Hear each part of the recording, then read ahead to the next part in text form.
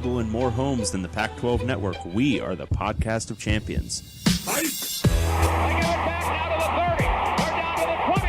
All the band is out on the field. I'm David Woods from Bruin Report Online. And here he goes, Miles Jack. And I'm Ryan Abraham from USCFootball.com.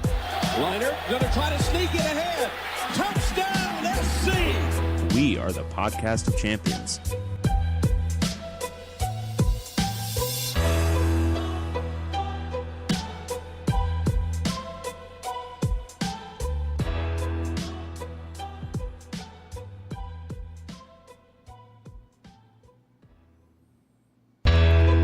Welcome everyone back to the podcast of champions. I'm David Woods from Bruin Report Online, the UCLA site on the 24/7 Sports Network.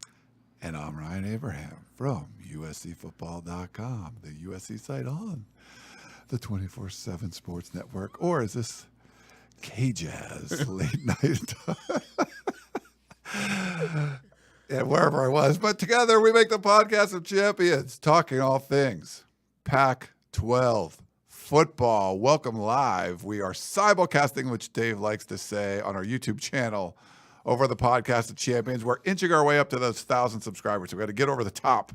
So smash that like button, smash the subscribe button. Tell your friends that are Pac-12 fans, as long as the Pac-12 survives, we should be listening to this show, watching this show. We need to do it.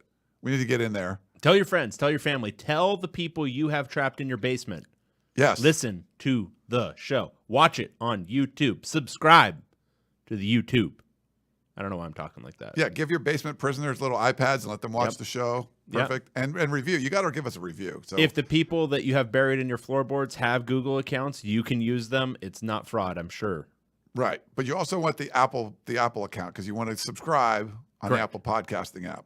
Yeah, but I want subscribe on here too, on the YouTube. Sure, so we got to do all that. If you've got one account right now, I think we want to prioritize the YouTube, correct? Yeah, let's do it. If the people in your floorboards, if you can only access for whatever reason one of their accounts, Google is priority right now. Yeah, I would say so. We got to give a shout out to Cameron, who says he's already smashed the like button, so we appreciate that. Yeah, well, we got a great show for you today. That's not true. Okay, let's not lie to him. That's probably not true. Truth in advertising, we're here. Yeah, we have a show for you today. We're coming off Super Bowl weekend. I just got back from Vegas, so I think my hangover is finally gone. Dave, there was a fangirl, like my friend Tenny, big fan of David Woods. So she tried to get him to follow her on Twitter. He didn't do it. So, whatever. So just ruined my friendship. That's fine. But we had a lot of football talk over in Las Vegas, which was a good time. If you have any questions or comments for the show, you can email us, pac12podcast@gmail.com. You can also call or text us at 424-532-0678, or you can tweet us at Pac12podcast. And the website is pac12podcast.com, where you put all the content up. At least I do. David, I think he knows it exists, but I'm not sure if he could tell you where it is. You can also find it over on Reddit, reddit.com/r/podcast of champions. Did you do anything fun for Super Bowl, David? I didn't watch a minute. Really? You didn't watch the Super Bowl? Not a minute. Not because I'm cool, because I was doing stuff with my kids, and they don't give two shits about football. Yeah. We do have some new reviews, though. Oh, we do? Yeah. Real quick. So, Tenny, we're like, I said, I'll tell Tenny, hey, we did a selfie. And she tweeted at you with a selfie. I retweeted it through the Podcast of Champions Twitter. And she's like, I don't want to bother him. He's probably watching the game. I'm like, no, he's probably not watching the game. No. And you weren't. So no, I called that right. Definitely was not watching any of the Super Bowl. All right, we have a few new reviews. This one is from Big_Smooth27. It's a 5-star review. Subject line: the best mediocre Pac-12 podcast out there. The hosts, Dave and Ryan, are great, but this podcast isn't for everyone. If you are looking for well-researched Pac-12 analysis by two LA school homers, sorry, this ain't it, buddy. However, if you like dead air as the fellas look something up mid-conversation, being bribed, guilted into writing a 5-star review, and hearing 20-plus examples of Carl Durrell proving the Peter principle, what is wrong with you? For the sickos out there, this is your Pac-12 football podcast. Finally, and most importantly, I, a host of the POC, agree that the music preceding the commercial breaks is trash. I also solemnly swear to change said music within the next 2 weeks to something that doesn't sound like it's from an ad for a monster truck and NASCAR weekend extravaganza. Appreciate the mediocre effort, guys. Go Huskies. That's a good one. We have another one. This is from Jay Green Williams, a 5-star review. Subject line, vast improvement. That doesn't seem likely. Yeah. Very good podcast. I previously rated them a 4-star because David would ramble on about his left-leaning politics. Wow. He stopped doing that, and what do you know? They talk only about football now and provide the best source of Pac-12 commentary out there. Nice improvement, guys. Jay Green Williams, do you know what you have just guaranteed? Do you know the Pandora's box that you have just opened, my good friend? I will be doing like a long soliloquy about Eugene V. Debs within the next month. Get ready. And then we got another one from Kenny Abbott. Wow. Definitely a podcast. Reviews. Yeah, definitely a podcast about the Pac-12. An insightful, hilarious, and overall enjoyable podcast for all things Pac-12. As an Arizona alum with a dad who went to UCLA and a brother who went to Oregon, I can't get enough of Pac-12 coverage, and this podcast is an excellent and hilarious source to turn to. Keep up the great work, guys. Wow. There wasn't anything that was not snarky. Was there sarcasm anywhere in that review? No, that was just genuine and sweet. Wow, that's really Jeez. nice. Okay. Look at us. I'm kind of uncomfortable now. Really are. Oh, by the way, Hopefully I made you uncomfortable. Happy Valentine's Day, everybody. this I got from Ryan. That was my Valentine. Isn't that sweet? My apologies. I did the bit twice in a row because I did the USC podcast, so I gave Chris one of the same donuts. Yeah, but I have a stale one. Yeah, well, it was just from this morning. That's Happy Valentine's Day. Yeah, it's very nice. Thank you. Only the Happy Valentine's slimiest Day. lowlife of a husband would forget you on Valentine's Day. So I got a few drops for you. My new board, I could like. So if you guys have drops ideas, I can put drops in there easy. He's so excited about this, guys.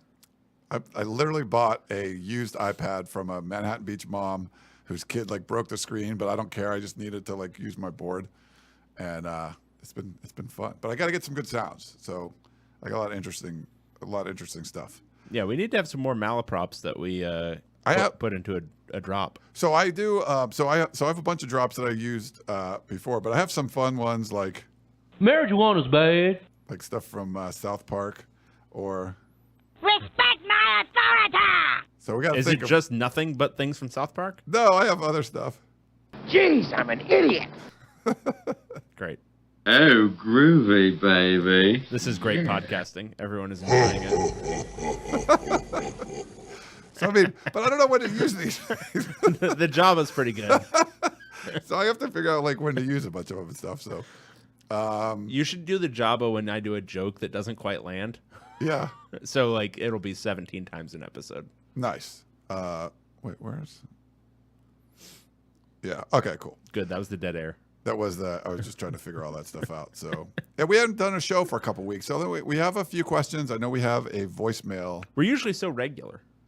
We kind of are. I think Equity Bruin tweeted something about like. I mean, we literally missed 1 week, and he's like tweeting about whatever. They don't talk about football anymore, so your podcast is essentially dead for like months. So I mean, I don't know. That's true. Us missing a week is not a big deal. Equity Bruin, come on. There's like this basketball thing going on. Holy crap! I still might go to the Pac-12 basketball tournament. I'm not. You're not going to go at all. Huh? Yeah. Man, we had such a good time. We had a great time. You should go. One and done. I'm going for the first round. I told you that. I think. You're going to Vegas 3 times in about a month. Yeah, probably a little much. Yeah, it's probably too much. I might not do the Pac-12 tournament. If you're not going to go, it's like it's not going to be the same. Like Well, that was sort of like the also bit. USC is like borderline not good this year, and they may or may not make the NCAA tournament. So Yeah, they're on the bubble. yeah. Are they going to do it? Will they be top 4 though? Will they get a bye right now? No, I don't think so. So I don't think. Well, let me see. I'm talking out of my butt right now. All right, so right now it's UCLA and Arizona are more or less guaranteed, and then it's Utah that's in pretty good position. Okay. And then there's a whole lot of USC, Oregon, ASU that got to be sorted out. Gotcha. Oregon has probably the best closing slate left. They've got a bunch of weak teams they have to play. So if I had to guess, I'd go UCLA, Arizona, Utah, Oregon will end up with the byes. Yeah. All right. Well, there's your basketball minute. We don't really need to talk about that anymore. I'll talk about it when I get to go to Vegas. Like, that's why I would talk about some basketball. I mean, you want to talk about basketball? I can talk about basketball. We're not doing it. I can talk about UCLA basketball. We're not talking about. Didn't USC beat UCLA basketball? Doesn't matter. Who gives a shit? It's just SC. All right. We got some stuff. I mean, we could say it's breaking news. We got a statement. I read this statement. A joint statement. Like, when it comes to statements, You've got to love a joint statement. Joint statements, especially when it's signed by no one and comes from the league office. But it's a joint statement. A joint statement. That trumps all other statements. It's a statement made jointly. There are more than one person that agree with said statement. Correct. This one, it's not a ligament statement. It's a joint statement. It's broader. It was from the board members, right? Not the commissioner. The 10 board members. The 10, because 2 of them are excluded. I don't know why. I'm not sure exactly why. There's maybe because they're leaving or something. Right. Whatever. It seems like petty. But correct. This isn't from Commish George Kliavkoff. Do I have it? I need the Kliavkoff sound. This is more of the dead air. Yeah, I'm still trying to figure out I thought I had the Kalashnikov sound somewhere. So the statement, a lot of words. There were you're highly confident, positive. Would you like me to read it? United. Would you like to? Go ahead, yeah. The 10 Pac-12 universities look forward to consummating. Consummating's a gross word. Don't use consummating here. Successful media rights deals. It's like moist. In the very near future. Based upon positive conversations with multiple potential media rights partners over the past weeks, we remain highly confident in our future growth and success as a conference and united in our commitment to one another.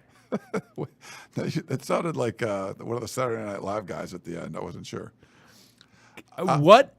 So what's being said here is we're giving George Kliavkoff a little bit more time to figure this out because none of us have any real options right now. That's your take on this. That's the read, and I think it's only a little bit more time. I think that they're basically signaling here, hey, we totally have a united front. Don't try to leverage us against each other in any kind of media rights negotiations. We're totally united. This is us. Woohoo! Yeah. Because I think George is probably asking them, hey, I need to present, united front. We need to get the best possible deal, and the only way we're going to do that is if we give them some kind of indication that we're sticking together. So this is like a self-vote of confidence is what you're saying. I think so, and I think the idea is, okay, well, let's see if we can hammer something out in the next couple of months that's going to be at least $25 million a year per school. And that's not even enough. No.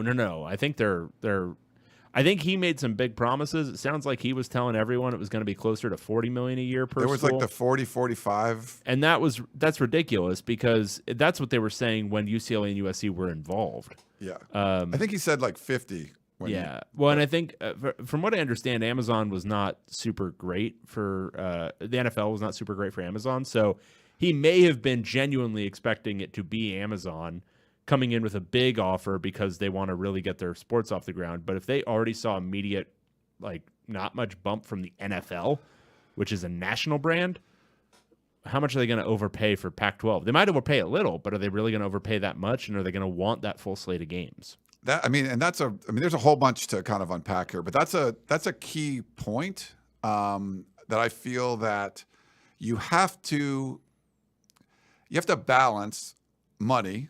And Kliavkoff came in, you lose your 2 biggest brands, you got to make money. And we're going to talk about what the Big 12 did, but they set a bar that was lower than what people expected. But is the Pac-12 struggling to get to where the Big 12 already did when they jumped in line and took the early media rights deal?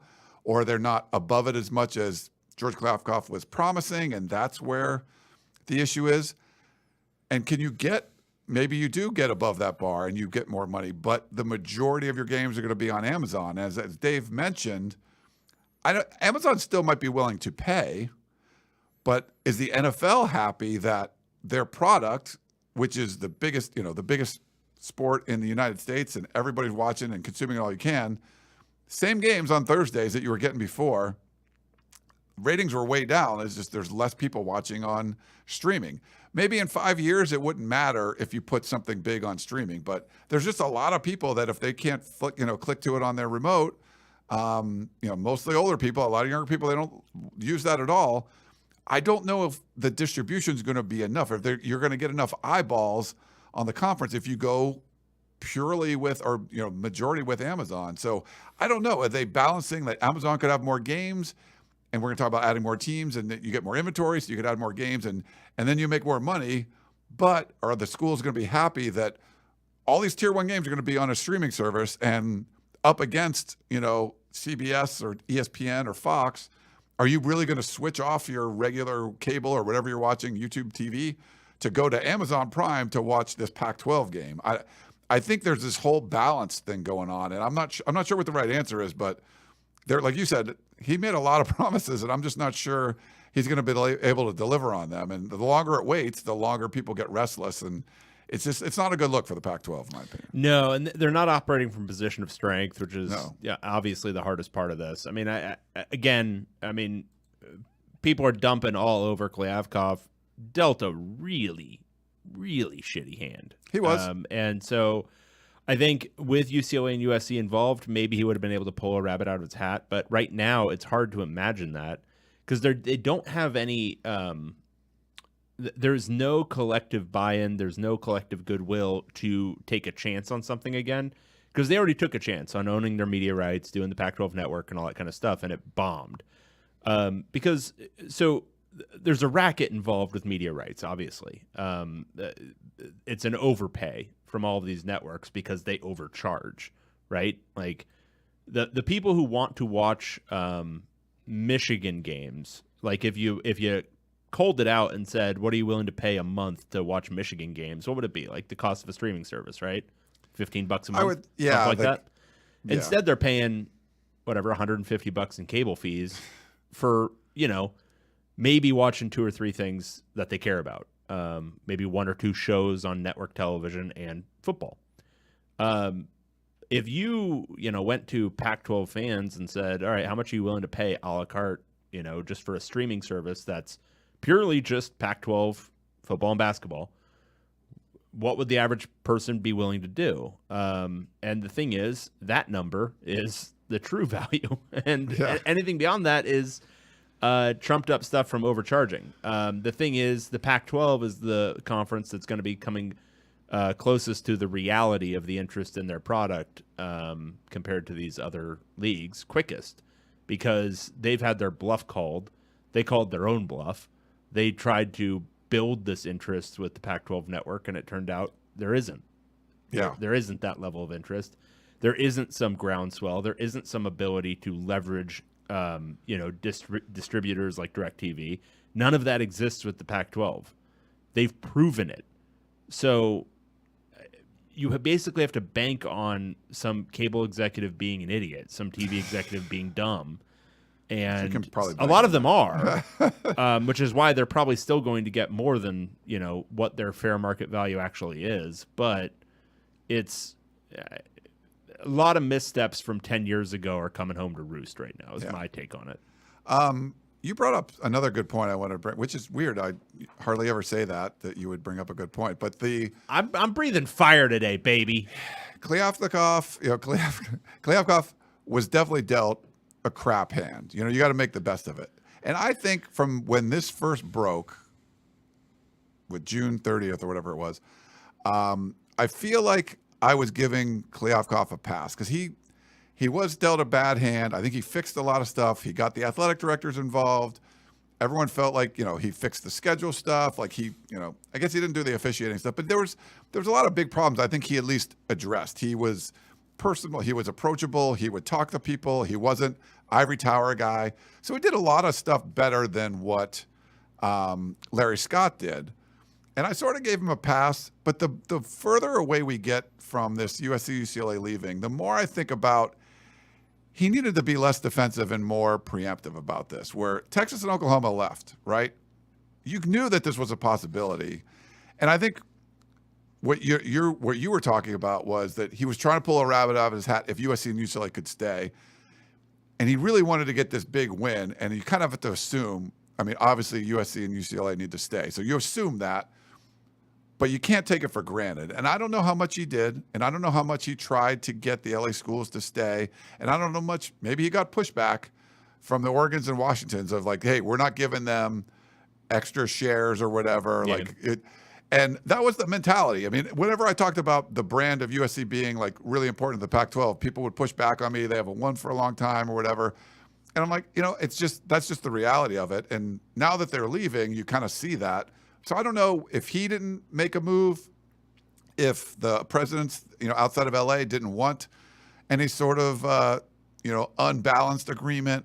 But I'm kind of giving him a little bit more blame for that now, because that's really, if you could have kept the LA schools happy, and I think he kind of held on too long to the thought that UCLA could stay by like the governor, the board of whatever, the board of regents would make them stay. And if that distracted you from any kind of media rights stuff, if that delayed things, I think that's a problem too. So I feel like he was bad at hand, but I think he made some significant mistakes. I agree. I think that's right. I think some of that is just born out of the desperation, which is, I think the reality, when we're all staring at this 2 years from now and whatever fallout's come from it, the reality is there wasn't a win possible after a certain point.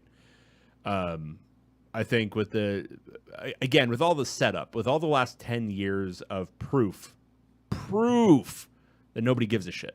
Like nobody gives enough of a shit to even make DirecTV carry it, let alone pay some amount of money for it. Yeah. Then, well, okay, there's not that interest. It's already very obviously a regional sport for the Pac-12. And, the people who do want to watch it don't even care that much. Like they're not flooding the phone lines. It's, it's whatever. And then on top of that, you have the two big brands in the media market that's most critical to your success dip. The summer before this whole negotiation is supposed to start. Yeah. I don't think there was a win, like a super win. I think the reality is it was, 25 or 30 million a year per school, maybe something like that. And that's not enough for a lot of these schools. But I think you're right. I think Kliavkoff has spent a lot of time grasping at straws. The amount of ink that was spilled about UCLA potentially not going to the Big Ten, holy cow, could have been handled so much earlier, just by using just simple logic. I mean, I'm not a genius, but literally the day after that shit started, it was this is nothing. This is just political posturing. It's absolutely nothing. But there was so much ink spilled about this. And then they were supposed to have the vote, and then they put it off a month, and it goes another month. It was just going on forever. And you didn't have to talk to anyone too in depth to understand that virtually nobody at UCLA was taking this seriously. Nobody thought this was a real thing. It was all a dog and pony show. And the amount of people writing about it who didn't treat it that way, and then I think that influenced Kliavkoff, the Pac-12 office, into thinking that there was actual legitimacy to this when there never was. If he apparently put two different scenarios, this is if UCLA leaves and if this is stays, you're using brain power to think about something that's not going to happen. And maybe the hope was that they could convince UCLA without pressure from the regents, or with that pressure from the regents that was obviously non-substantive, if they could convince UCLA to say, oh, this isn't worth the hassle, we're going to stay. But that's also, again, all you had to do was talk to anyone in the actual leadership at UCLA to understand that was not going to happen. Yeah. The budget situation being what it is, the athletic director being who he is. I mean, this is a guy who doesn't have Pac-12 ties. He has absolutely no sentimentality attached to the Pac-12. He's looking at it from, how do I run my athletic department? I need money. How do I have money? I have to get a TV deal. How do we get a TV deal? We got to get the hell out of this league. And there's a lot of realities to it that I find palatable, that I don't like about the nature of college sports. I know you don't like it. But the reality is there's going to come a time very soon where there's seats at the table, and then there's, seats at the dog food, and UCLA wants to be one that has a seat at the table. But this was all knowable. As much throughout this process, I've said my personal feeling is UCLA shouldn't do this. This is, better to, stick with the league that you've been in, because you'll have a better chance of winning that league than you're ever going to have of winning the Big Ten. There's quality of play. There's competitive issues with going to the Big Ten, but UCLA is going to do this. They're going to do this.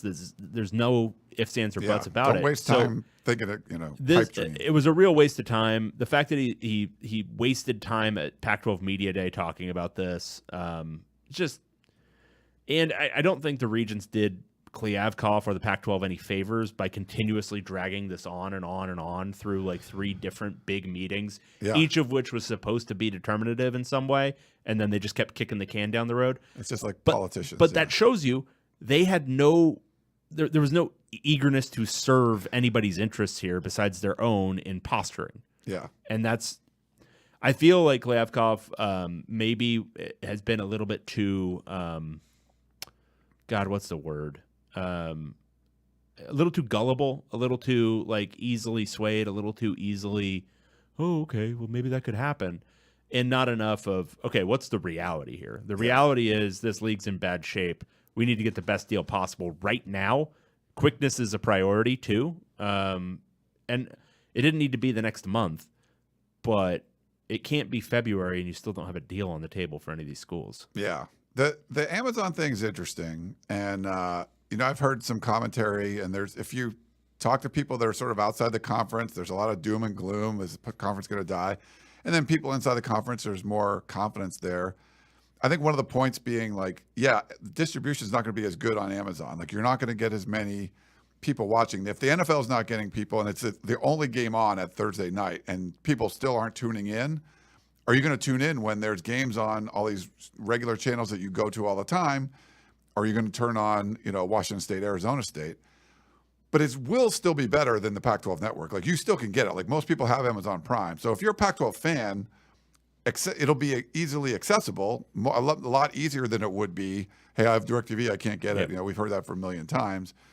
And then there's still the night games. ESPN is going to covet those night games. That's going to be a property that you can, they'll sink their teeth into. A lot of Pac-12 schools don't like it. Basically, the thing that's good about you is that you can play when no one else is playing. But like ESPN might be in a big battle with NBC for the NBA.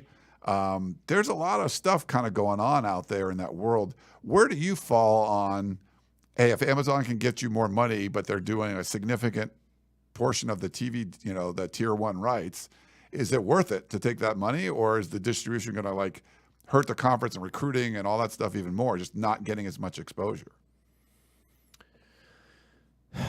I think I would go with more money at this point. I don't think you can worry about exposure. I think some of these athletic departments are bordering on insolvent, whichever one. And so you sort of have to just take the money wherever you can get it. And so if it's selling a bunch of tier 1 rights to Amazon and you're getting half the distribution on the best games that you got before, well, how many people were watching Oregon, Washington outside of the footprint anyway? I mean, and so what are the top tier conference games going to be now? It's going to be Oregon, Washington. Going to be Utah, Oregon, Oregon, stuff involving the Pacific Northwest, and depends on what the Arizona schools do, but SMU, Washington State, like ASU could get some juice because that's a big media market, but like it's not. There's only a few real marquee national type games, so maybe embrace the regionality a little bit, take the money, and Amazon is also, I mean, I know it's a multinational corporation with absolutely no soul, but where is it based? Right? Seattle. Yeah. I mean, build around that to an extent. I think you could. I mean, Apple's still a player too. Like, Apple could get involved. That's Silicon Valley, right? So. Yeah, and I think you could pitch it a certain way. Like, we're on the cutting edge. We're doing innovative stuff. It's sort of the same thing Larry Scott was thinking about, but didn't actually execute by putting the Pac-12 office in San Francisco near a bunch of Silicon Valley idiots. Like, you could, but like, embrace these, kind of big, internet companies who can maybe overpay you a little bit. But I don't even know if that's on the table, frankly. Like, I don't know if Amazon's even going to do that. It sounded like they wanted a much smaller package of games. So they just might not have a great deal of options, and it might end up being taking the poverty offer from ESPN or something like that. Yeah. And I don't know. I mean, we'll see how it plays out. They could still get creative. They could do something, with some provider that's looking to get their own juice. Because the thing is, like Amazon, what real value does Pac-12 football provide, or Pac-12 basketball? I mean, nothing much in the grand scheme of things. But what about some streaming service that has some, capital that they can play with, that is looking to gain, a little bit more West Coast market share? Well, would they be willing to overpay significantly for something like this? And then you are basically doing what I just talked about, which is charging a per subscriber fee for Pac-12 games. Yeah. And people are actually buying the service to get those games. Because I don't think anyone who doesn't have Amazon Prime is going to do anything besides share a password to watch new games. I mean, you're not going to pay $120 a year just to watch. Maybe you will, but you're not going to pay $120 a year just to watch Pac-12 football and basketball. But maybe you'd pay $10. I mean, it's going to sound the same thing, but $10 a month over 5 months to watch football on streaming service Quibi or whatever. Hey, the hell it is. Tubi has like Super Bowl commercials. Like they must have some cash. Well, that's what I'm saying. Jesus had commercials. Jesus has some cash. Look, I keep hearing like Series A, Series B. I don't know what the hell this shit is, but like people are just throwing money at stupid ass companies in San Francisco all the time. One of those has to be a streaming provider. Hell, like sign up for one of those like stupid, fraudulent Bitcoin based streaming networks or some shit. Like, who cares? Just get the money.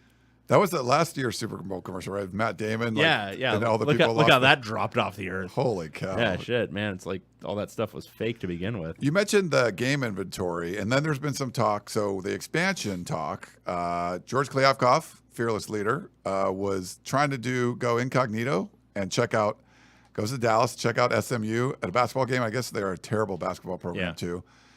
I think it was the Dallas Morning News kind of figured out he was going to be there. They had like a photographer. I think the Athletic was there, but just some guy taking an iPhone picture. But the Dallas Morning News had like pictures of him. His disguise was like wearing a baseball hat or whatever it was, but they get word breaks that he's going to be there. He still goes, so I'll give him credit that he didn't like kind of abandon ship.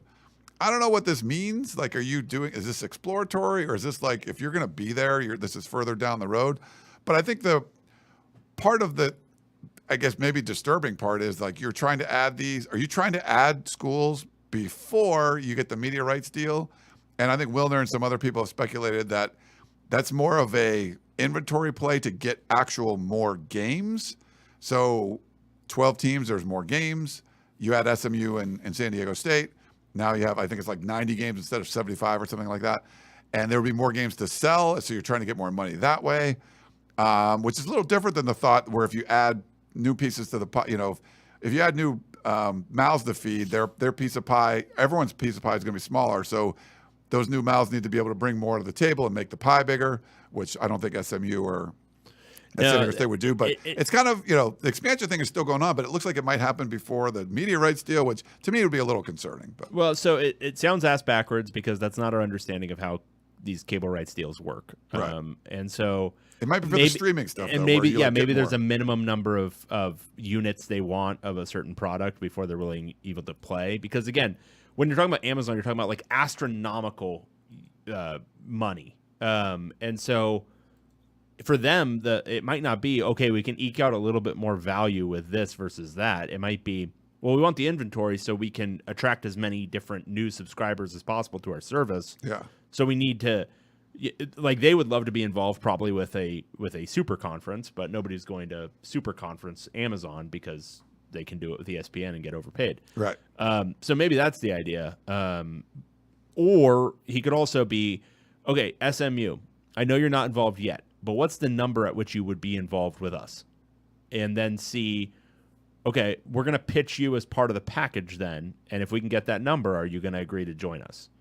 And maybe that's the deal with them in San Diego State, something like that where, you're not officially part of the, league, but can we pitch you as part of a theoretical package? Yeah. So I don't know. I mean, I think, again, he's been dealt a tough hand. Don't know that he's played it that well. And it's a shame for, the rest of the Pac-10 because, like, are they going to end up with less money per school, more or less, than what they had really with the last deal? Because what did that end up being? About 25 a school, right? Per year? I think so, yeah. Like, we're looking at the similar range, probably. Yeah, and that's just tough with the changing economics of the sport. Yeah. So you got to feel for them. I think, all those schools, they got to do their due diligence and continue to explore their options. Arizona's constantly talked about as a Big 12 option. Pac-12 North, Northwest, Oregon, and Washington, they actually have some brand value, but do they make geographical sense? Do they make current expansion sense? So just a really tough situation for most of the league. Kings fan said, this is scary. Dave is making sense. I put that up on the screen earlier. But he also said he'd pay $10 a month for 5 months to watch the remaining Pac-12 teams. And like you and I would buy. What's your number? Like my number at which, if it wasn't my job, what I would pay per month to watch football and basketball. So basically from whatever that is, August through April, or March. I'd probably pay. I'd probably pay $25 a month. Yeah, that's probably. I would think that'd be reasonable. Yeah, but right now we're paying like $45 to do Sling, right? Yeah, well, exactly. And so, like, look at Sling's prices, and then okay, so what are they? What's the I think a lot of people bought Sling. Yeah, so they did, and that's like $45. So what's the diehard viewership of like a typical game? Is it like 5x the number of seats and people in the stands, something like that? I don't know. I have no idea. Yeah. But okay, say most of those people buy it, a couple 100,000 times $25 a month. I mean, we're not talking media rights deals, but it's known money that you can kind of, I don't know. Yeah. It's tough, dude. Well, you could also sell advertising in that space. Yeah. Whether or not it, raises the level. But I think, but like looking at that number, that actually seems like it's a pretty close number to, what they're being talked about. Like, I think they're getting close to whatever the true value is. So why not just own the true value? Do something a little bit outside of the norm. The thing is, as I said, up top, they have no goodwill. George Kliavkoff has no goodwill with the schools. I don't know if they're going to go for something that's kind of outside the box. Yeah. Alex says, I'll put it up on the screen. I want to help the Pac-12. Put me down for $15 a month. Oh, maybe that's a great idea. They should actually GoFundMe. crowdfund. Yeah. Crowdfund to prop up the Pac-12. Yeah. And LFG says, media reported Kliavkoff met with San Diego State in December. Yeah. They've definitely talked to San Diego State. There's been some reports of other schools that they've talked to. One of the things, the order, the timing, and if we want to talk about Kliavkoff's kind of like didn't play the not the greatest hand as well as he could have, some of this is out of your control. Like, you have the Big 12 and you have the Pac-12. Like, if Kliavkoff could go back in time when the Big 12 was reeling and poach some of those teams that were left, I think he would go back and have done that because he was like, nope, we're good. Well, the problem is you get to, Texas, Oklahoma are gone, so Big 12 was poached first. Now, that gave the Pac-12 an opportunity, and they passed. But it also gives the Big 12 an opportunity to now get the best available group of 5 schools. So you get Houston, you get BYU, you get Cincinnati, was it UCF or whatever? Like, you got the best available group of 5 schools. So if the event someone else gets poached, the best, the best options to absorb outside of other Power 5 programs are already gone and they're off the table. So the Big 12 sort of was first to that. They got to replace, they were poached first, they were replaced first. But then another aspect where they outsmarted the Pac-12, and I think when we first heard about this, you're sort of like, why is the Big 12 doing this? They're desperate. Well, I think it was a shrewd move to jump ahead of the Pac-12 in the media rights deal and set the bar and set it to $31 million, which people thought you were getting underpaid. But the Pac-12 was sort of like, hey, we're up next. We have the stage. We're going to get the next media rights deal. The Big 12 said, nope, we're going, and just kind of jump ahead and does it very quickly. And now it's looking like that's really hurting the Pac-12. So this might be playing chess, where the Big 12 is like, we're going to go first. Maybe we get a little bit less, but this is going to destabilize the Pac-12 because it seems like that's what it's doing. But the order of which things happened, I think, is important here. Some of it not in the Pac-12 control, but they had an opportunity to poach the Big 12, and they didn't do it. And then they could have tried to do a media rights deal, but they sort of waited and let the Big 12 jump in ahead of them. So some of that, I think, is on George Kliavkoff and the Pac-12 too. Some of it, I would say a lot of this, and this is the shadow game that's being played here is not what the conferences themselves are doing, but what the television networks are doing. The Pac-12 doesn't have a true television partner. The Big 12 has, who did they end up signing with? ESPN? ESPN and Fox, I think. Now, how much those two networks were like, well, we don't want to pay for Cal and Stanford media rights, but if we can make Big 12 jump the line, get them this amount of money, and then we continue our collusion to prevent the Pac-12 from getting any kind of money from either of us, then we can have, free poaching of the brands in the Pac-12 that we actually want. Because all of this, let's not be stupid. All of this is being organized around, let's have a couple of super conferences within a few years. And if we have to maintain an ACC in the Big 12 for another 10 because of the intricacies of the ACC TV network or whatever, that's fine. But end of the day, let's have 24-team conferences. That's obviously where this is headed. It's obviously what they want. It's going to diminish the sport. It's going to be very bad. We don't like it. But this doesn't make sense as the Big 12 and Brent Yormack, or whatever the hell his name is, being like, oh, I'm a supervillain evil genius. I'm going to take less money per school just so I can potentially get Oregon and Washington into the conference in 3 years.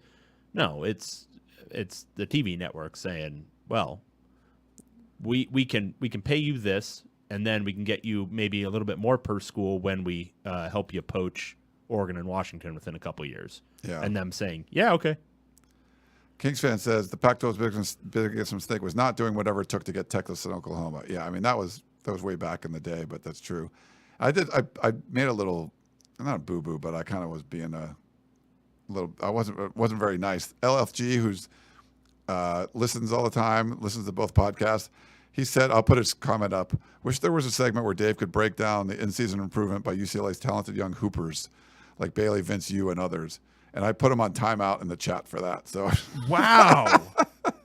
But I'll put it was just a joke, but I feel bad he was put on timeout. So I put your comment up on the screen, but no, this is not a basketball podcast. So when you come back and we'll put up a comment, you can yell at me. You did just make us talk about media rights for 40 friggin' minutes. I know. And the way I started, but there is talk about what's going on, and we always hear Jason Shear's like kind of involved in this a lot. Like he's, talking about this stuff. I asked him specifically, so I'll tell you what he told me. He says he doesn't think Arizona would be the first to go. They would need at least one partner. He says the longer it goes, the worse it's going to be for the conference. He thinks that Oregon and Washington are still trying to get into the Big Ten for lesser rates than the other schools. But there's no commission over there now, so that probably is helpful that Kevin Warren is gone. So they're probably not adding anybody right now. And he thinks the Big 12 might go after Washington and Oregon and kind of go from there. So I don't know. I kind of feel like the Pac-10 is going to stay together and probably add. The problem is, are you just, Kliavkoff kind of dug himself a big hole by saying that, you could get $45 million a school, and that UCLA was going to be worse off if they would have leaving than staying. Like stuff like that was just like, come on, dude. So if you signed some $25 million deal, you're like, okay, you weren't going to be worse off. Yeah. So I don't know. All right. Some other kind of news around the conference. You remember Cam Rising got hurt in the third quarter? I remember Cam Rising got hurt in the third quarter of the Rose Bowl against Penn State. So apparently he suffered an ACL tear, and he's talking about trying to return for fall camp, but I don't know. That could be a big one. Yeah, that's a tough one. Some ACL tears, it seems like guys are getting a little bit faster in their recoveries, but some guys it still takes like 2 years before they're ready to be who they were. Yeah, it's going to depend on, which leg it was too. Was it his right or his left? It's gonna be plant leg. It's gonna be forward leg. What are we talking about? I forget what it was. Yeah. So there's some factors there. Probably won't be the same player in 2023 that he was in 2022. And he should probably just take a medical red shirt and return in 2024. I don't know if some of the Utah fans were just kind of They're very stupid. Don't listen to them. They were ready to move on. You know? Yeah, But no. he's been special, and when he's healthy. Yeah.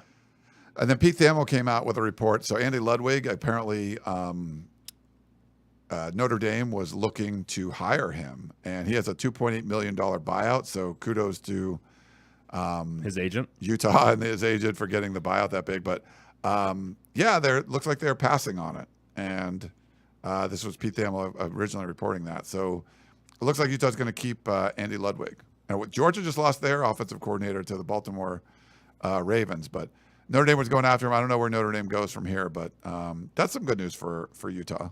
Yeah, it's great. Ludwig's been a good fit there. Their offense is pretty good last year, even with Cam Rising having some issues, and obviously their running back situation not really coalescing the way it had in years past. Notre Dame, poverty program, sadly. They don't have the ability to pay a $2 million buyout. Get out of here. 2.8. No, sorry. But also, I like Andy Ludwig as a fit at Utah. Why are you even pursuing him, Notre Dame? He's a good fit there. He's a good fit at Utah. You don't need Andy Ludwig. A lot of times Utah just good fit people, right? There's this works. Well, and Notre Dame should have money. What's their deal? Yeah. They should go hire I don't know. I don't even know if Tommy Rees was that good. Where he went? He ended up at Bama. He went to Bama, right? Yeah. Yeah. I don't know. That seems like a weird. I don't think Notre Dame fans were super happy with him either. No.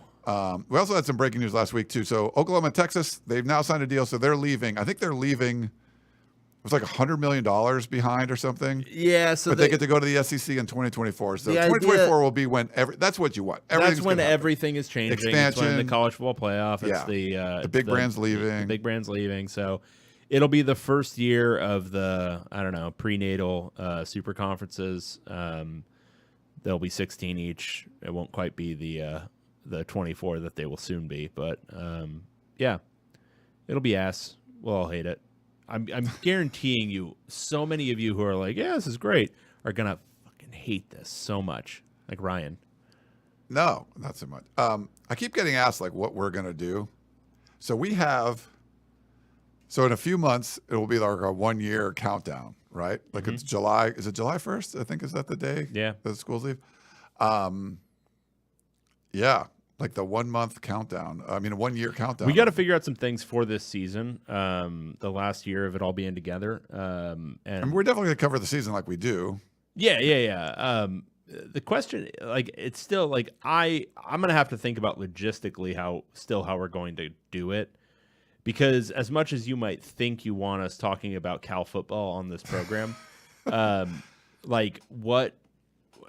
does it make sense, and in what context does it make sense? We talked about maybe doing 2 different shows. We've talked about a few different things, but schedules come into it, and it's just we got to figure it out. And if the Pac-10 stays together, it'll be easier. If the Pac-10 stays all together, where it's 10 schools, and we can talk about them. Because then we could just literally just divide up the show. We could do a Pac-10 show every week, and then we could do the UCLA USC aspect of and it. then the funny bit about we don't know what any of these Big Ten programs are, but that didn't stop us from covering the Pac-10. Right. But if it all blows up, and if Arizona and Arizona State are in the Big 12, and Cal and Stanford are in Division III. And Utah is back in Mountain West, and Colorado is an independent, and there's a mini conference in the Pacific Northwest that plays a 3-game conference schedule, and then plays 5 other games against the Mountain West. This is apocalyptic for the Pac-12. but if something nonsensical happens, then what are we doing? How are we? We could still talk about all those teams, just not in the same conference. It's just there would be no coherence to it, and right. As much as I make fun of your news stuff, it's generally based around some coherent themes. So anyway, we'll need to think about it.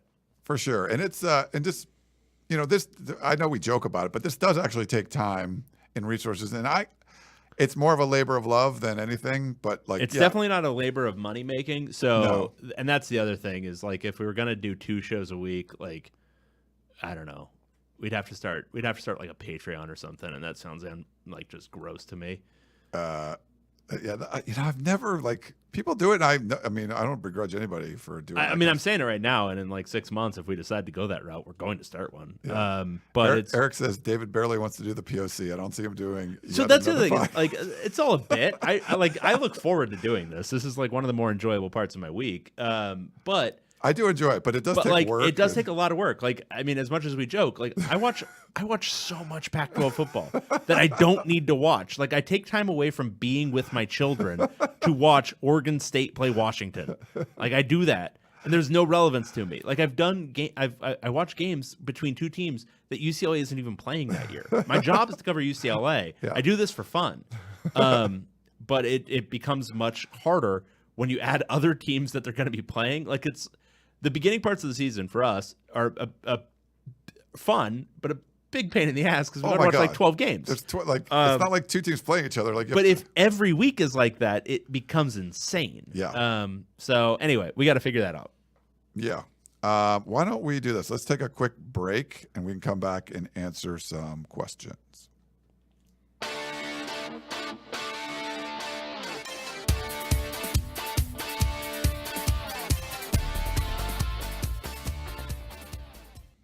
All right.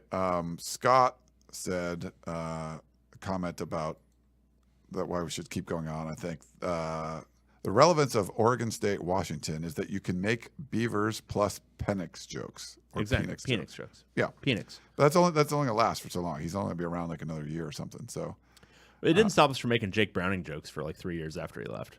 yeah, that's true. We did that What for is a it while. with Washington quarterbacks? There's just something about him. Yeah.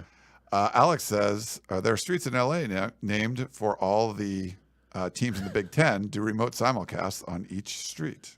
Oh, could do that. It'll be fun though when this show goes to the Big Ten to some extent, and we do our Big Ten version of the show where we interview. people are gonna hate. No, but we do an interview with each Big Ten site publisher and just ask them like the most asinine questions. Yeah. Like Wisconsin. So what is it with the cheese? Yeah. We're just a couple of guys from LA. Do you have the internet there? Like, stuff like that. Just be the biggest assholes. Never get any listenership from any of those people. True. They will hate us so much. It'll be just like this. Yeah. Did LFG go away? Did I really make him mad? Sorry, my apologies if I put him on timeout. All right. Now for my favorite part of the show. What's that say? Talk to the audience? Oh, God, this is always death. Nice. All right, where are we? We got a voicemail. All right. I'll start with that. Hey, what's up, guys? It's Burke. Just want to get your guys' thoughts on the whole situation with Jalen Rashada and just kind of how you guys see his Arizona State career playing out. Just because I know it seems like a lot of NIL money coming in, and then just kind of historically with recruits that go through that route of picking a bunch of schools before settling on one, their careers don't tend to go very well. And I know Peyton Bowen kind of did the same thing going with Notre Dame to Oregon to Oklahoma.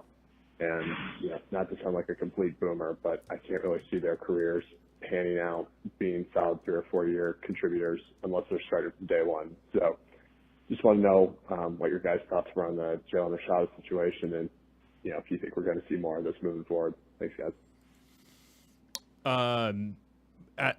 More of this going forward, like guys getting screwed and then taking a no money offer from the hometown school where your dad went. Because like the way I read this story is it's sure, okay, if you want to read it a certain way as like, oh, this kid was really greedy and all that kind of stuff, like he's not forcing these schools to throw fake money offers at him. Like, yeah.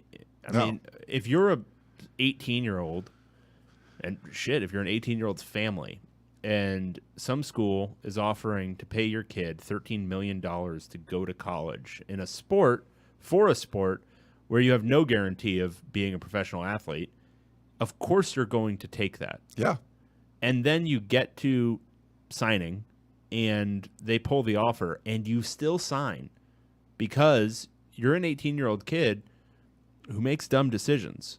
Like, and as I talked about, and I'm not saying that meanly, like, once they pull that offer as a grown-up, as an adult, you say, oh, double birds, I'm out of here. Right. Yeah. He still signs and then gets out of it. But, like,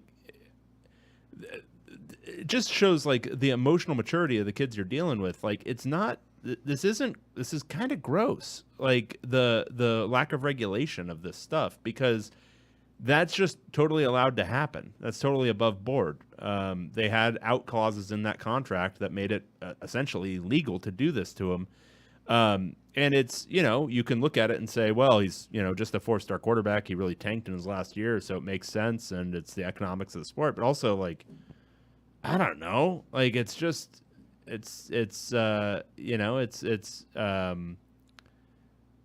if he had been able to market himself as the, I don't know, what was he, the 20th best quarterback in his class, 30th best quarterback in his class by the time he was done, he might have been able to pull 50 or 100 grand a year from some school. At the end of the day, he had to get desperate and just say, ASU, will you take me? And they said yes. And I don't think he's even getting any money according to that athletic story. So it's just, I really hope we don't see more of this. Not the big money offers, though I think that'll get worked out in time too. But there really needs to be some duty and obligation on behalf of the schools, on behalf of the people offering this money, and it needs to be enforced that you have to commit something to the players beyond a really shitty, poorly written contract that and also, I mean, he was done a real disservice by the people who were negotiating his contract. But if you read the story, the people negotiating his contract were affiliated with the NIL brokers who were giving him the money. Yeah. So there was just a lot of gross stuff here. As for his career, I hope he does well. I mean, I think this is a big albatross to be hanging around your neck when you're starting your college career. And he's not the can't miss 5-star. He's a 4-star with upside.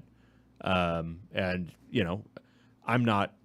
I've never seen him in person play. Like, I have no idea what kind of player he is, but I'm going to trust the judgment of the guys who do this for a living, Brandon Huffman, Greg Biggins, those guys, and say, yeah, he has a chance, but we'll see. It's not a done deal that he's going to be some superstar, and it's unfortunate that his beginning part of his career, you got the high hopes that you're going to basically make it in college. Like, you're going to have the money to do whatever you want after college from, being a good high school prospect and all that stuff. You can get it yanked away from you, and maybe it wasn't realistic to begin with, but then you can't even leverage what you did do in high school to get, the measly sum of money that you might have otherwise, the 50 or 100 grand that a typical 4-star quarterback might be commanding these days. And I think the good thing is that, like you said, 18-year-old kid's going to make dumb decisions and not understand things.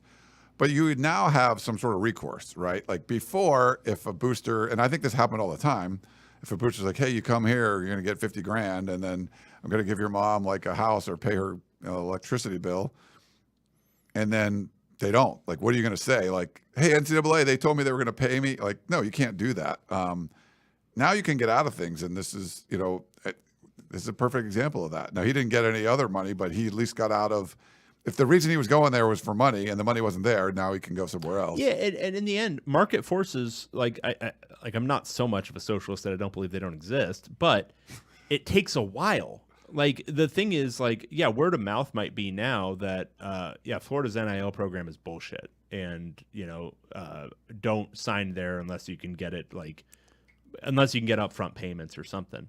But that doesn't help Jaden.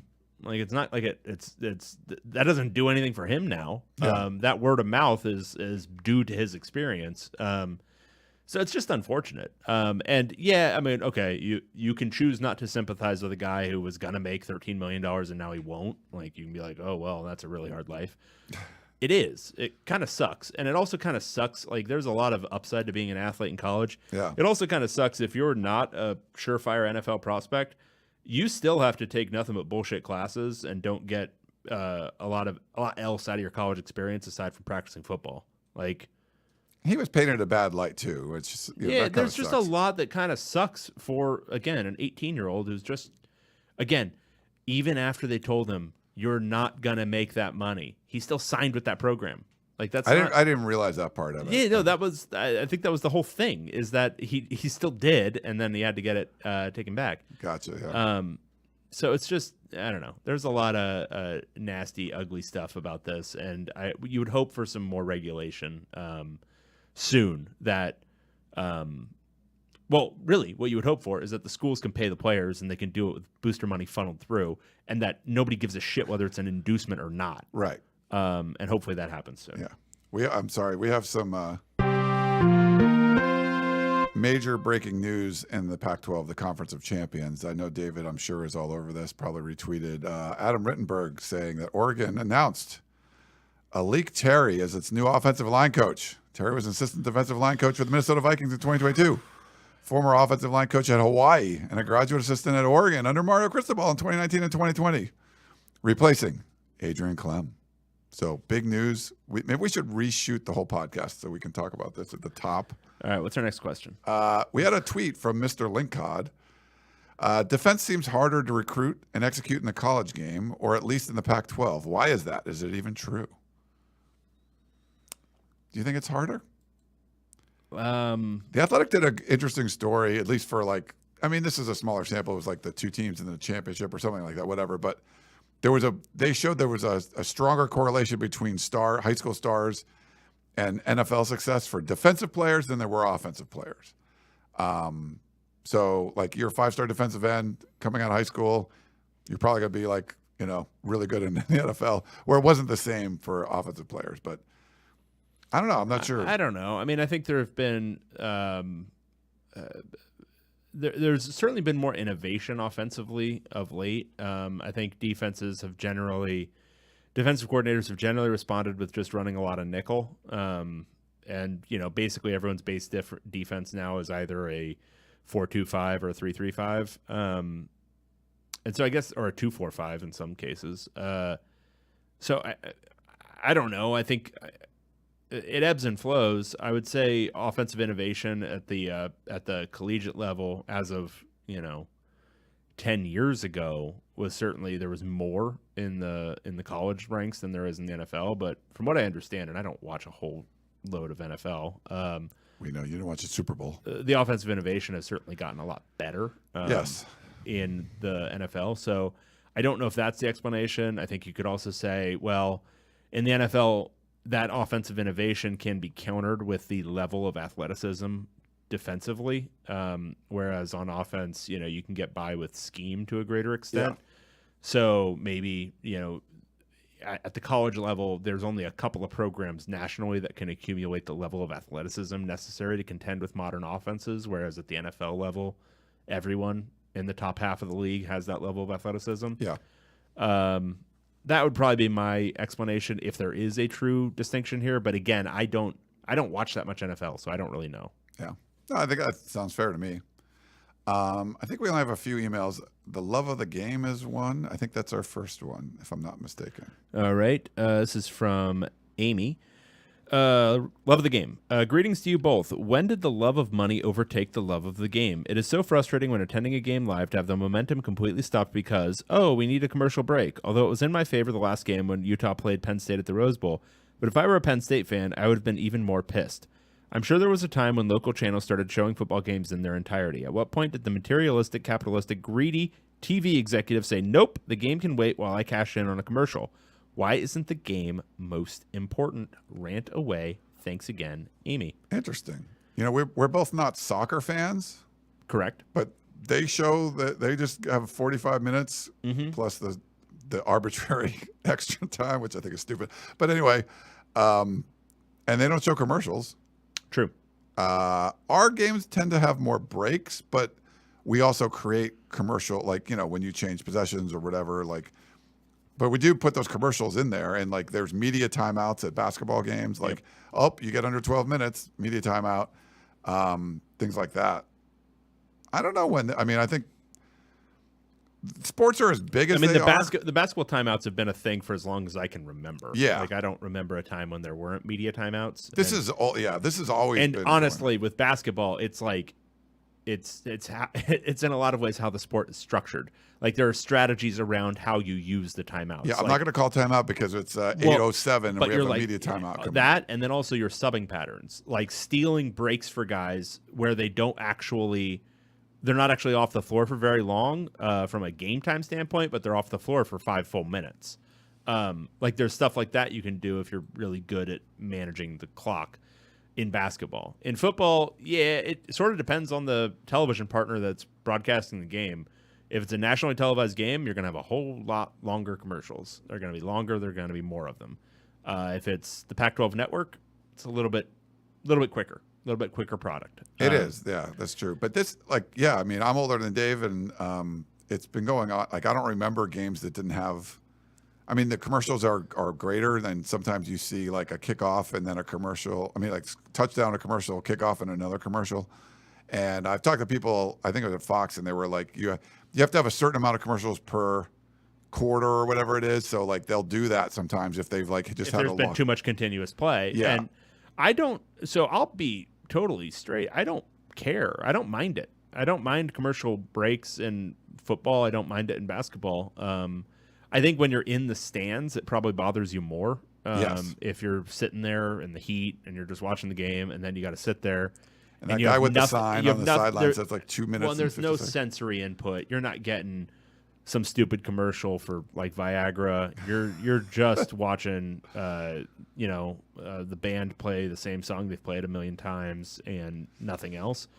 So I can imagine that being a little bit boring. But other than that, I mean, I like the breaks in the play in basketball. I like the breaks in the play in football. It's a good time to digest a little bit what you watched. Baseball, you have that break anyway. Like the pitcher needs to get warmed up. Like I don't think it adds that much for baseball No. because everyone has to come off the field. Everyone's they're coming on. The pitcher gets warmed up. So I mean, it's longer than what you would really need. But the players are throwing ground balls. Like that's more natural, I guess. Those breaks.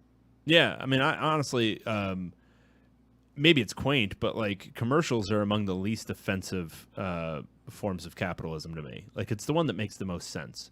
Okay, you want to hawk your product? Okay, do it in a television break of some nationally televised game. That makes sense.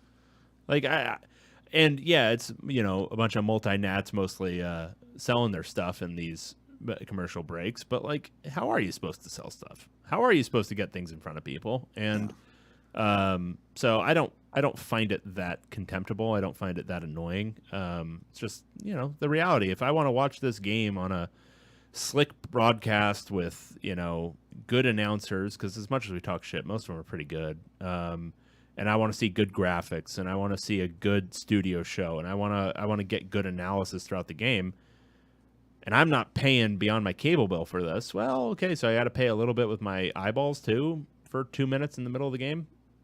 Every 10 minutes, that's fine. And I mean, television is what made these sports as big as they are, right? Like, if you go back and look at like what the first Super Bowl was like, in the Coliseum, they weren't even selling out. Like, television helped all these sports become huge, and that's why you have these big media rights deals. And to do that, they have to sell stuff during the games, and they have sponsorships for segments or whatever it is. That's just kind of a big part of how these sports became the way they were. I mean, in my lifetime, they didn't even like the NBA Finals was like on tape delay for a part of it or something. Like think about that, how crazy that is. And now, I mean, now it's not. So, but to get that growth, like your television's not doing that for free. They got to make some money. So yeah, I'm with Dave. Like I'd rather see a little bit shorter breaks and stuff sometimes, but yeah, not that big of a deal. We have a question from Coach B, Oregon State wide receiver room. Hey, my dudes, actual football question for you. I've been hearing a lot of national chatter about the quarterbacks in the Pac-12 and specifically how the Beavs were a quarterback away from being even more special last year. Assuming DJU pulls a Bo Nix, does Oregon State have a wide receiver room to keep up with Washington, USC, and the rest of the quarterback conference? We all know They can run over every defense they see, but can they keep up in a boat race if it comes down to it? Follow-up question, is it realistic to get my hopes up for an Oregon State playoff bid? Thanks, as always, Coach B from San Diego. I actually reached out to Carter Bonds, who is a beat reporter for our girl Angie up there at beaverblitz.com. And literally as I was reading this, he wrote me. Do you want me to read what he said? I asked him I'd love about for this. you to. Okay. Because I'd have to pretend to know anything about Oregon State. I figured I was receivers. like, oh, I remember reading this. I'm like, crap, I sent this to Carter earlier, but he just got back to me. Perfect timing, Carter. Sorry if I didn't get back to your time. Okay. With regards to the wide receiver, it feels like Anthony Gould and Silas Bolden are good enough to help DJU take care of the offense, take the offense to the next level, as they really broke out last year and have some of the best speed at the position in the Pac-12. But outside of that, there's really no proven talent in the room and some legitimate questions about a lack of depth. The Beavs are going to be relying on at least one or two incoming freshmen to step in and contribute right away, which isn't something that has typically been a recipe for success at Oregon State. So overall, I'd say DJ will have two great targets with the potential for John Dunmore, another guy or two, or young guy or two, to break through. But whether or not that'll be enough is the question. And yes, I think it's realistic. He's talking about the playoff. Not the most likely outcome, but if we believe the Beavs got better this offseason, then it has to be in play. They obviously need to win the conference to have a shot. And even then, it's entirely possible that they'd have a loss or two, considering how tough the Pac-12 will be at the top. I'd say the ceiling for this team is 11-1, riding DJ, pulling a Bo Nix, like you said, which would put them right there in the conversation. But again, I'd be more willing to bet on 9-3 or 10-2. Thanks, Carter. Good stuff. It's great. Thank you for answering that, because we would have struggled. I wouldn't have known those names or any of that stuff. I knew Silas Bolden and Anthony Gould. But if you'd asked me anything specific about either of them, no. Sorry. Incorrect. All apologies for actual football talk. Yeah, we don't do that. Knowledgeable Sorry. things. Sorry. Yeah. No, we But pontificate. Coach B, hopefully that helped. All right. Last one. This is from J and NY. 1. What conference will current Pac-12 schools be in 10 years? Okay. All right. Ooh, I like this. So the year is 2033. Yes. This will be 9 years after UCLA and USC entered the Big Ten. Yes. Okay. So that's about where Nebraska is now, right? In the Big Ten? Or they're 10 years in. They're like, or 11 or 12 now. they're aren't more they? like 14 or something. Jeez Louise. Yeah. Time We're old. keeps on slipping into the future. All right. The media deal, whatever it ends up being, will be in its, probably have been renegotiated already. Yeah. I think it's like a 7 or 8. If the Pac-10 still exists. Okay. All right. Let's start at the top. Washington, where are you? In the Big Ten Super Conference. Washington, Oregon, Big Ten Super Conference. Washington State. You would just Mountain lump them, Washington State, Oregon State. Yeah. Mountain West? Mountain West. Okay. Cal and Stanford in the Big Ten Super Conference. I kind of think so, but I think it's like feast or famine. They're either in the Big Ten Super Conference, or they're in Division III. They or don't Ivy even. League. Yeah. Utah Mountain West. Or are you going Big Ten Super Conference? Or are you going big? Are you going Big Southern Super Conference with SEC and Big 12's merger? Do you think there's like could there be a Big 12 like Mountain West merger where it's like Maybe like just do like a big Western poll? I think they're in something like that. Okay, well if that's the case, then do Oregon and Washington go to the Big Ten Super I Conference, kind of or think do they so. stay in the West? No, I think they go. Okay, so they're in the Big Ten Super Conference. Do Cal and Stanford stay in the Mountain West Big 12, or do they go to? No, they're either. I think they're Big 10 or they're Big out. 10 or bust. All right, I'm going to say Big 10. I'm going to say they want the West Coast brand. I think UCLA and USC beg the Big 10 eventually to get more West Coast presence, so they don't have to deal with the road trips anymore. And if we do have like a Mountain West Big 12, then I think Oregon State and Washington State would be in that. True, they're in the Mountain West Big 12. Yeah. Okay. All right, Utah goes to the Mountain West Big 12. Colorado goes to the Mountain West Big 12, and the Arizonas go to the Mountain West Big 12. I think so. I think they'd all would. Okay. And then USC and UCLA are Big 10 Super Conference. So it's UCLA, USC, Cal, Stanford, Oregon, and Washington in the Big 10 Super Conference. Everyone else in the Big 12 Mountain West Super Conference. Yeah. I think that's fair. Yeah. Yeah. And so there'll be 3 basically, and the ACC will get chopped up by the Big Ten Super Conference and the SEC Super Conference. Yeah.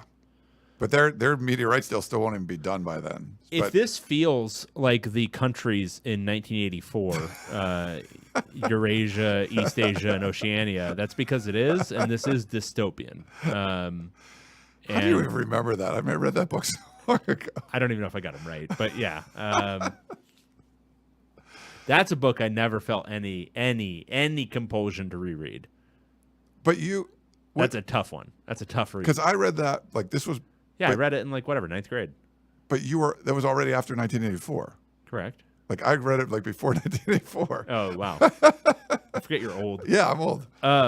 Yeah, no. Why would you read it after? The thing where they put his face in the cage and it's like the rats are going to eat his face or whatever. Oh, my God. Yeah. Tough to handle, man. Mm. Yeah, no. Yeah. He has one more. They made us read some fucked up shit. 2. Is it time to hit panic button on media rights negotiations? Do I have a panic button? It's bin time. Do I have a panic button? I don't know. Don't do that. I don't have that. That's not a panic button. Knock, knock. Who's there? Shh. Wow. Austin Powers. I don't know. I don't think it's panic. Yeah, dude, it's panic. It's panic time. I'm trying to calm the masses here. No, I mean, obviously panic. it's panicking. It's not good. Yeah, I feel like a politician. Like, everything's fine. Everything's fine. Yeah, you're the Iraqi minister of propaganda. Yeah. Jeez, I'm an idiot. Yeah. Wow, you're just throwing out things that are nonsensical non sequiturs. We're panicking here. We're panicking. All right. Well, I think that's going to wrap things up for our. Is it? Our Valentine's Day. Hey, we need nothing? a screenshot. We need a screenshot. Smile with your. But it's in front of your face. Yes. Are you watching that stupid zombie show? I don't have HBO, so no. But I saw your tweet where it's basically like The Walking Dead. Yeah, well, that's what I was wondering, because you watched The Walking Dead way past anyone should have. No, I mean, I stopped seasons ago, but... Yeah, but you watched it way past anyone should have. Like once, like, 6 Rick seasons. was gone, then I was like, I'm out. Yeah, like, yeah, so you were way past I hung on anyone. for Rick. I was there for a season and a half, mostly because I'm a sucker for anything apocalyptic. So I I'll love watch any of that apocalyptic shit. stuff, yeah. Here's my biggest pet peeve with it, and it's my biggest pet peeve with all these stupid shows. Yeah. Is like, all right, Rick at the beginning of The Walking Dead, right? He sleeps through the part that's cool. Like, he's in a coma. Yeah, that was like the device to get you to, like, sure, we're all being introduced to what the apocalyptic world is together. Right. But we're introduced to the apocalyptic world. We're not introduced to the apocalypse happening. So 28 days later, same thing, that movie. He's literally in a coma for 28 days, so we don't see any of the cool shit happening. All we see is it's a desolate wasteland. That's the whole thing. And then this stupid show, it's like 45 minutes of crackerjack action in this first episode, right? Where it's like building great pace. There's creepy stuff going on. Was The Last of Us? Is this and it's all really good. And then you see the Chiron go on the screen 20 years later, and I'm like, I'm out. I don't care. I don't want to see interhuman conflict. I don't want to see the fascist new government or whatever. I want to see what happens when the zombies start eating people and people are freaking out and there's still a lot of people left around. How does it actually collapse? I want to see World War Z done right. I think Fear the Walking Dead did that somewhat, where there were like the police are like, hey, you got to go here. And like, there was like, they were still trying to keep, I think. No, exactly. And I watched like 3 episodes of that stupid show, and then it also jumped ahead. It also time jumped. Oh, okay. But I think in the beginning you were seeing the sort of how that was trying to like. Yeah, but then it jumped ahead, and it's the same problem The Walking Dead ran into. First, it's based on a comic, and second, it's budget. They don't have the budget to do it because it requires a whole lot more extras. It requires a whole lot more different scenes. Like, you have to have different sets and all this other stuff. Okay. Whereas that's why The Walking Dead spent like a season and a half on a friggin' farm because they spent all that money. We need to use it now. Yeah. But just do like, did you ever read World War Z?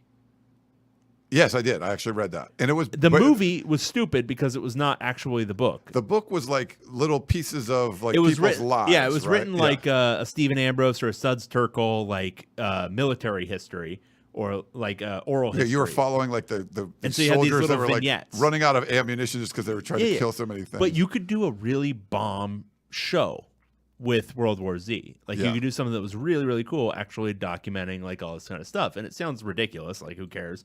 But it's way, way more fun to watch that stuff than it is to watch, oh wow, this person was really broken by the apocalypse and now they're an evil person 20 years later and they're gonna actually be the real monster now, not the monsters. And it's like, nobody needs that. We've seen that theme so many times. It's boring as hell and nobody likes it. It's not enjoyable. Just I want to see this zombie try to eat this person's face, maybe succeed, and then try to eat another person's face. And then how do you stop the person from eating the other person's face? Yeah. I want to see that part of it, like the beginning part. With the Zombieland, wasn't there? You sort of getting the beginning of it, like when he like brings that cute girl into his apartment, and then she turns into a zombie and like starts to eat them and stuff. There's a little bit of that. Yeah. We have a comment on this, Eric. What about the movie Outbreak or Contagion? They show the shit hitting the fan. Exactly my point. We've got that for plagues. We've got it for pandemics. We don't have it for the zombie shit. We need that. Like oh, wow, okay, Indonesia, they've got this thing that's making people mushrooms or whatever. And then, oh, wow, they bombed Indonesia and the panic starting. Like the panic starting at home. And like, if you want to show me that beginning of fascism where there's like a bunch of like food riots and all that kind of stuff, as people are like, no, we can't eat anything with like mushrooms in it. But then people start getting sick at home. That whole thing, I want to watch that. I don't want to watch, oh, it's we're in fascist St. Louis and this lady's mad and she's going to actually bring about the doom of her entire civilization because she's mad about something. It's stupid. It's dumb. And it's dressed up as if it's smart. It's dressed up as if it's like, oh yeah, this is really riveting stuff. Do you know that humans can be evil even if there are monsters around? Yeah. Who gives a shit? That's what the whole thing is like. Humans are bad too. Yeah. King's fan says Shaun of the Dead. Shaun of the Dead was cool. Comedy though. I want to see this done seriously. Like this is 100% my thing that has never been done right. Ever. Nice. Except in book form. World War Z did it absolutely correct. I did like that. I would say the Dawn of the Dead that Zack Snyder did, the one where they go to the mall with Ving Rhames. It was like 2004. Oh, it was like Zack Snyder's like first thing, maybe his only good thing, and it was really fun. It was really fun, and it was kind of the breakdown of everything, and the beginning stages of it. And again, they had to isolate in a particular set, but it was good and it was well done, and the beginning stages of it were really funny. I want to see that. I want to see it in a show, and I want to see it extended over a long period of time. There was one, I think it was on like CNN or Discovery or something like that. There was a couple of years ago. It was sort of like, God, I forget the name of the show, but it was something as simple as like the power went out. Do you remember this? It was like for 2 weeks, and people so New York City, like people are actually like basically like, okay, say a terrorist attack. I don't remember what it was. To turn the power off, like people would literally die. Like you can't get gas anymore. Like all your ATM stuff doesn't work. If you have no water or food in your house, like now you're going out trying to get it, and like 2 weeks later, like people are dead, because the power was out, not because of anything else. And that was kind of cool to show like how that started to break down. They did a show, and it was on like network television though, so again ran into budgetary issues. It was like an ABC show after Lost, where it was all about. And this is a genre of like science fiction, which is like the EMP attack or something like that, where it just knocks out all the power in the country. And then what happens when you get thrown back into, 1800s technology, but we're modern people, right? None of us know how to farm. None of us know any of this stuff. Alex says they're not paying Patreon for this. We never asked you for Patreon. This is the whole part of the show. At least it's not Disney princesses. We're talking about apocalyptic stuff. But this is cool. But you could do that show right too. Like there's like, again, nobody wants to see you fast forward. Nobody wants to see this fast forward to 20 years from the apocalypse and see it all rebuilding, except for Station 11. But Station 11 did a really good thing, which was balance the story that these auteurs want to tell about like how does civilization recover from apocalypse with half the episodes being about the apocalypse itself. You gotta actually show the thing. Don't just show the aftermath, because it gets boring very quickly. Yeah, I can't find. I forget what that show was. If someone in the chat remembers, but it was like Nat Geo or CNN or something. It was just basically like showing like, hey, this is what could happen if the power goes out, and where you don't realize like people really could die. So I thought that was a little bit more closer to what you want. All right, well, we should wrap things up on this Valentine's Day. Yeah. We went like longer than I thought. Well, I had some things to get off my chest there at the end. I like it. It was good. Good stuff. But yeah, so that over there is David Woods. I am Ryan Abraham. We're the Podcast of Champions. Keep sending us in the emails, voicemails, whatever. Let us know what you want us to talk about. If it's, apocalyptic movies and TV shows, we can do that. Or Pac-12 stuff, big breaking news like Oregon getting a new offensive line coach, all that kind of stuff. We love to do it. So for David Woods, I'm Ryan Abraham. Thanks for tuning in. Hope you enjoyed the show, and we will talk to you next time. Goodbye.